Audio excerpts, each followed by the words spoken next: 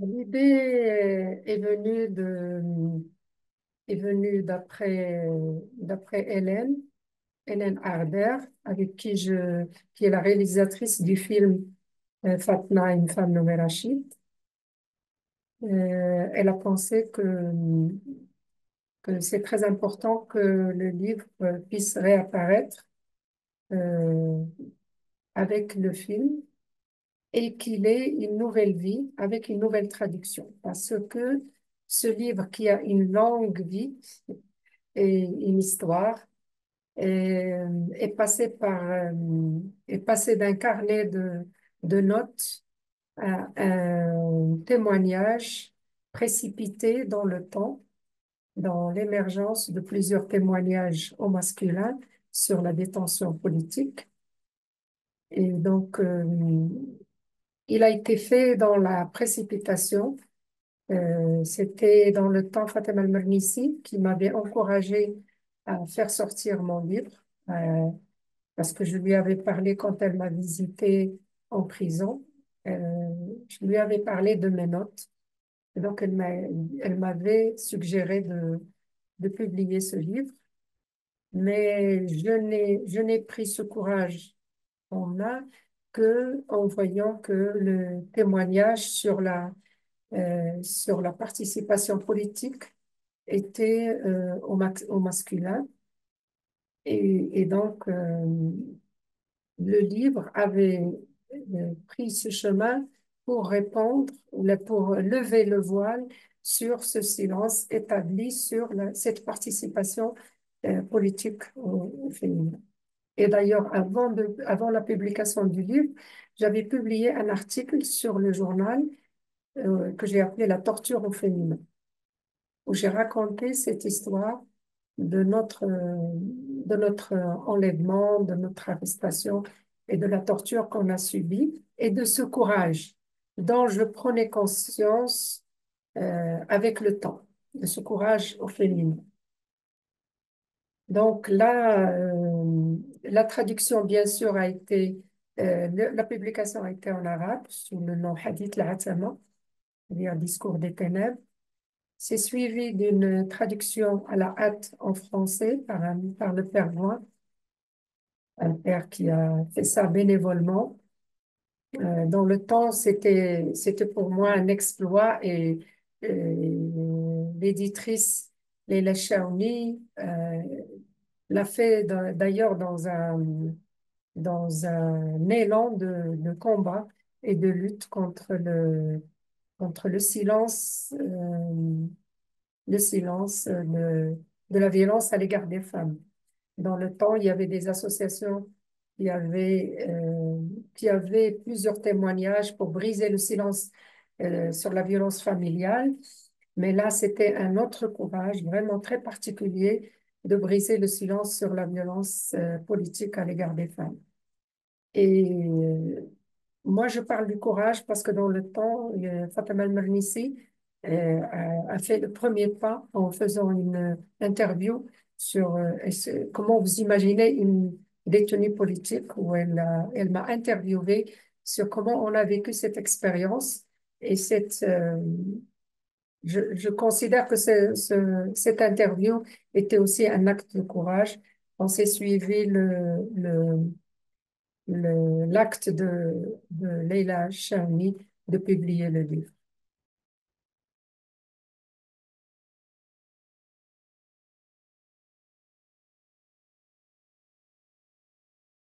Ben, je pense il y a une partie qui est un peu citée dans le livre. Qu'est-ce qu'on risquait en tant que femme?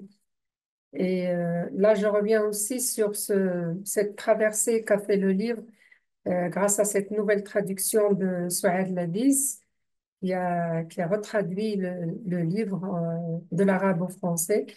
Et donc, où il y a plusieurs explications, où le livre a été, il y a plusieurs notes où on explique justement les éléments de cette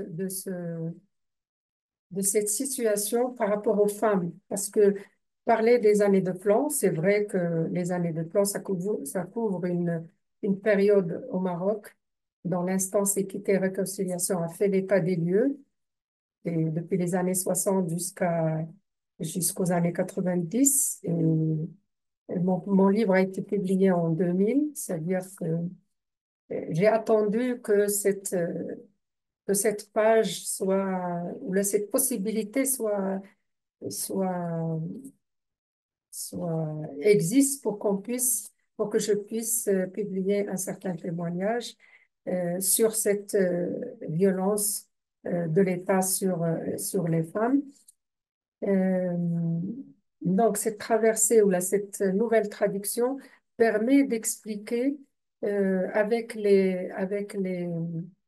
avec la chronologie historique faite par Walid Chakraoui, explique explique cette phase, oui, cette phase historique du Maroc dont les femmes sont invisibles. Euh, mais pour moi, je considère que il y avait une certaine participation politique des femmes, il y avait un certain courage euh, parce que la période, elle était vraiment très difficile. Euh, la période, vous êtes un dissident, vous risquez la disparition, vous risquez la peine de mort, vous risquez l'enlèvement, vous risquez une longue période moi, quand je revisite l'histoire du Maroc, je trouve que dans toutes les périodes, depuis les années 60 jusqu'aux années 90, il y a eu toujours des procès, il y a eu toujours des moments très difficiles pour les opposants en général. Même les partis politiques qui étaient dans la légalité, parce que nous, on a été obligés d'être dans une situation de clandestinité pour pouvoir nous exprimer, pour pouvoir nous organiser, pour pouvoir penser autrement. C'est-à-dire, nous devons nous cacher pour penser autrement. Donc, c'était une période très difficile et une période moi, je suis née juste la veille de l'indépendance, mais les années 70 ont été des années très difficiles et ce sont les années où j'ai accédé à ce combat en arrivant à Casablanca, en étant interne au lycée Champry et les jeunes filles dans le temps étaient très impliquées. Nous manifestants, nous discutants, nous étions impliqués dans la réflexion sur un nouveau statut de femme, mais aussi un nouveau statut de, un nouveau rêve d'un autre Maroc. Un Maroc où la démocratie, où la liberté d'expression, où l'accès à l'enseignement, en étant des élèves, c'était par l'enseignement qu'on a commencé pour qu'il y ait un enseignement équitable, pour l'accès à l'enseignement à tous, pour que les filles accèdent à l'enseignement. Tout ça, c'était des éléments de ce combat qui nous permettent d'aller vers un combat plus ouvert et un rêve plus ouvert d'une nouvelle forme de gouvernance de ce pays. C'est-à-dire que pour moi, le Maroc méritait mieux.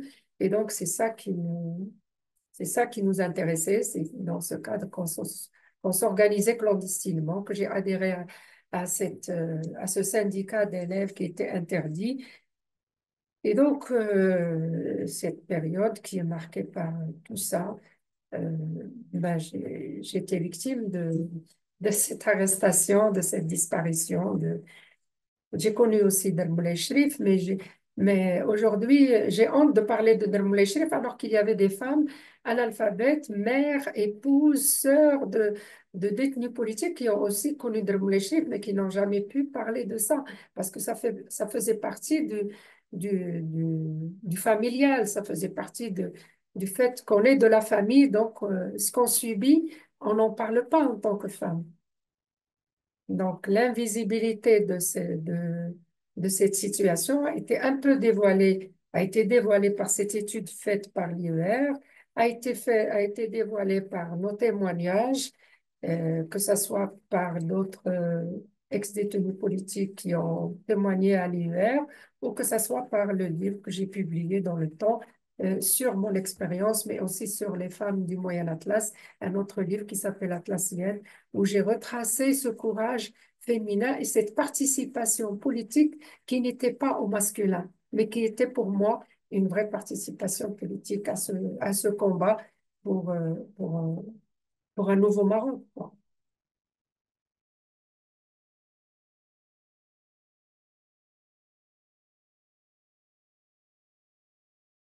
Je peux dire euh, que cette répression qui prenait plusieurs formes, quand, quand elle m'a touchée, euh, le plus dur, je pense que c'était la disparition. Parce qu'on était prêt à subir, mais pas à faire subir les proches. Et cette disparition, je pensais toujours aux proches et dans le texte que j'ai publié, La torture au féminin, je pensais surtout à mes proches et comment ils étaient pendant cette disparition et ça a impacté les familles, ça a impacté mes frères et sœurs qui étaient tout petits et qui ne comprenaient pas ça. Et j'imagine que tous les familles des détenus ont subi, il y en a qui ont grandi avec cette image de disparition de proches, avec cette répression qui s'abattait sur les familles, parce que l'arrestation ne touchait pas la personne, elle touchait aussi sa famille, et on persécutait la famille. Moi, je, je vivais dans la disparition avec le cauchemar de ramener mon père ou de ramener quelqu'un de ma famille et de le torturer devant moi, parce que c'était courant. Et d'ailleurs, les femmes du Moyen Atlas ont subi ça. Et je raconte ça dans ce livre. Euh, c'était, c'est très dur à raconter aujourd'hui. C'est-à-dire, je peux toujours pas aujourd'hui reparler avec ma mère de cette période, de cette, de ce qu'elle a subi, de ce qu'elle a souffert. Et je pense que euh, ces proches qui ont subi tout ça, vont devenir, quand on va réapparaître, vont devenir notre soutien. C'est-à-dire que ces familles ont joué. C'est pour ça qu'il faut rendre hommage à ces femmes qui ont continué à nous soutenir. On a des hommes, mais les mères, courage surtout. Et d'ailleurs, aujourd'hui, dans mon travail dans les prisons, quand je vois les femmes, ça me rappelle nos mères, nos sœurs, nos familles quand elles nous rendaient visite et le courage et le soutien qu'ils nous apportaient. Et ça, c'est très important parce que sans ça, j'imagine que euh, moi, aujourd'hui, je me pose toujours la question comment on a fait pour qu'on puisse euh, dépasser tout ça sans frôler la folie, sans frôler le... Et donc, alors, je peux dire que j'ai passé 7 mois de disparition. Après, il y a eu un bref passage dans une prison de Casablanca, Herbila, qui est fermée aujourd'hui. Et après, on a été transféré à Meknès, où j'ai passé presque 3 ans sans jugement. Et après le jugement, je suis revenue à Rabat et j'ai passé la fin de la peine à Kenitra où j'ai rejoint d'autres détenus politiques qui étaient avec Rabia Al-Fouch et Fatima Okasha qui étaient avec Saïd Mnebhi qui a disparu euh, qui est morte pendant la fameuse grève de faim, la longue grève de faim qu'ont mené les détenus politiques parce que le combat continuait aussi en prison. On a fait d'autres combats pour, pour d'abord revendiquer le statut de détenu politique et pour revendiquer pour parler des mêmes idées sur lesquelles on était arrêtés. Et voilà, donc, c'est une période qui n'est pas facile, mais c'est une période qui est très riche et moi je parle toujours de la prison comme une école qu'on ne souhaite à personne, mais qui est pleine de leçons, on apprend plein de choses. La privation de la liberté, c'est très dur, mais en même temps, elle est pleine de leçons.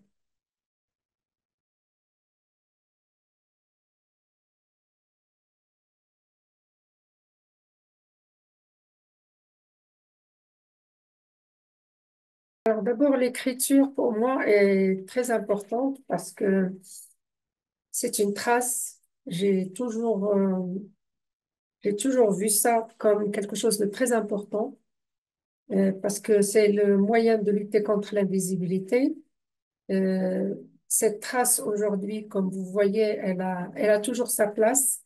Alors que déjà, quand je voulais publier mon livre, je me disais, ce témoignage, il y a déjà les gens ont témoigné, ils ont parlé de la prison, etc. J'aurais pas, c'est-à-dire, je voyais pas l'intérêt.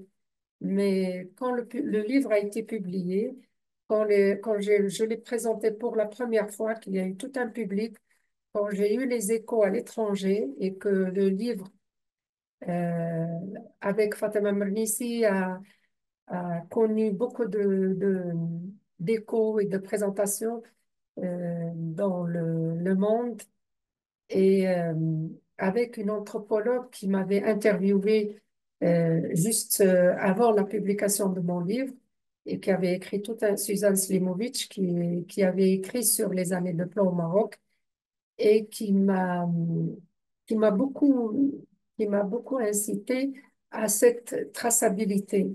Il m'a beaucoup encouragé pour cette écriture et pour aussi le fait de présenter mon dossier à l'IUR parce que elle m'avait enseigné cette leçon que ce qui n'est pas dans les documents n'est pas dans le monde.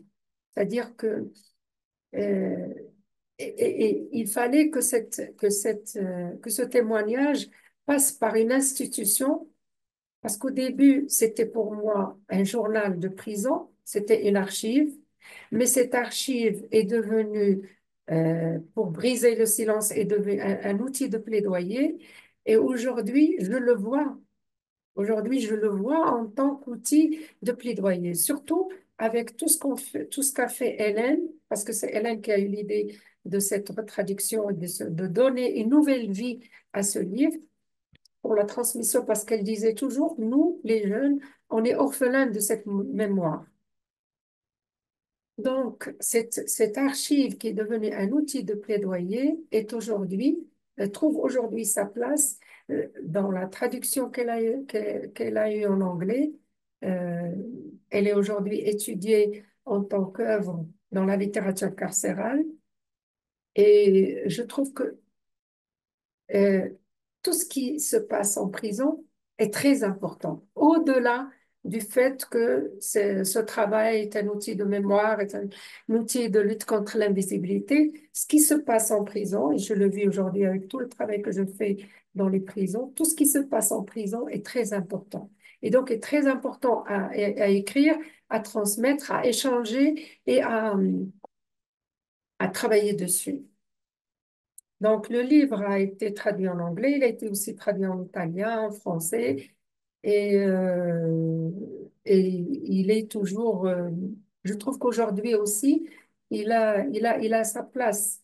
Et dans la présentation qu'on a faite dernièrement à Lima, j'étais très impressionnée par l'implication des jeunes et par les questions posées par les jeunes et par le fait qu'ils étaient assoiffés de connaître cette histoire.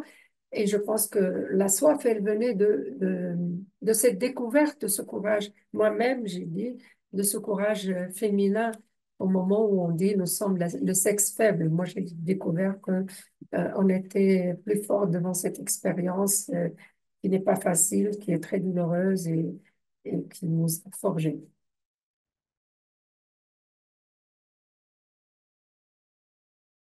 Franchement, la génération MeToo, la génération des jeunes, moi, je voudrais pas m'imposer dans leur combat. Et je trouve que aujourd'hui, d'ailleurs au Maroc aussi, je trouve qu'on a une nouvelle génération de femmes, une nouvelle forme de féminisme, un nouveau combat. Je suis très fière de voir ce mouvement prendre place avec d'autres formes, avec d'autres messages. Là, je vois par exemple quand Mitsu a commencé, dans une minute, vous pouvez trouver 60 messages, 60 réponses. Dans le temps, nous avons eu un autre courage, mais un autre courage qui s'est forgé, euh, qui a tapé dans un mur qui était très fort. Et autant on disait les murs avaient des oreilles, nous avons percé ces oreilles, nous avons fait passer beaucoup de messages. Moi, je me rappelle nos messages. Je me dis comment on a pu, en lançant des messages de grève, pouvoir toucher des lycées, par exemple une vingtaine de lycées dans une ville ou là une quarantaine de lycées le même jour, en même temps. Ben, c'était des déplacements de personnes. Aujourd'hui, euh, c'est des déplacements de messages et qui peuvent toucher plus de personnes. Et et je trouve que c'est ça l'avancée, parce qu'on me dit, des fois, on n'a pas avancé, on a régressé. C'est vrai que les acquis, il faut les préserver, il faut les maintenir. Et parmi les choses qui m'impressionnent, c'est qu'aujourd'hui, on ne peut pas disparaître sans écho. On ne peut pas être victime de violence sans avoir un écho. Ça ne veut pas dire qu'on n'a pas de féminicide, qu'on n'a pas de gens qui tuent, qu'on n'a pas de... Il y a toujours des séquelles du passé, mais il y a aussi des possibilités de filmer, de raconter, d'archiver euh, rapidement et de transmettre. Et le combat, c'est ça qui fait que le combat continue. Je suis fière de ça. Et s'il y a un message à transmettre, c'est que le courage des femmes, il est là et il faut le maintenir et il faut le préserver. Il faut en profiter parce que les femmes sont la moitié de ce monde et peut-être même sont les sauveurs ou les sauveuses de ce monde.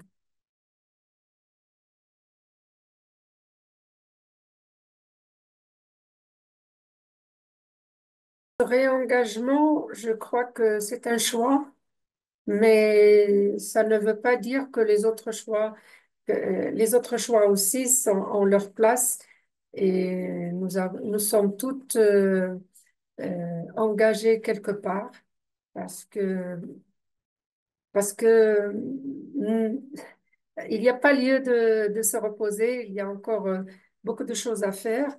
Moi, ce que je trouve qui est très important, c'est que cette écriture, ce livre m'a permis un certain détachement de ce vécu et m'a donné la force. Je pense que cette écriture et ce détachement, c'est ce qui me donne la force de pouvoir revenir sur les lieux, de pouvoir travailler sur la même problématique.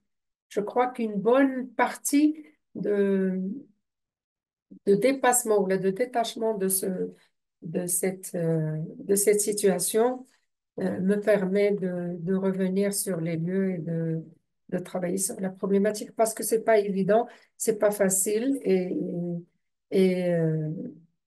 je suis aussi émerveillée par le fait qu'on peut réaliser des choses euh, aujourd'hui dans le carcéral avec toutes les difficultés, avec toutes les contraintes, avec toute la gymnastique au quotidien euh, pour pouvoir faire face aux soucis de la sécurité, aux soucis tout ça, c'est des choses qui ne sont pas faciles, mais on fait des choses merveilleuses et Walid est avec nous et aujourd'hui avec le soutien de cette nouvelle édition, je pense qu'on avance et le film va être là pour, euh, pour compléter, pour raconter cette histoire, mais l'écrit reste toujours plus complet.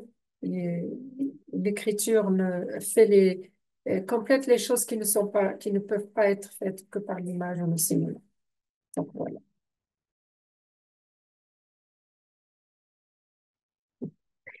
La violence en général est à bannir, mais la violence politique est encore plus à bannir, surtout à l'égard des femmes.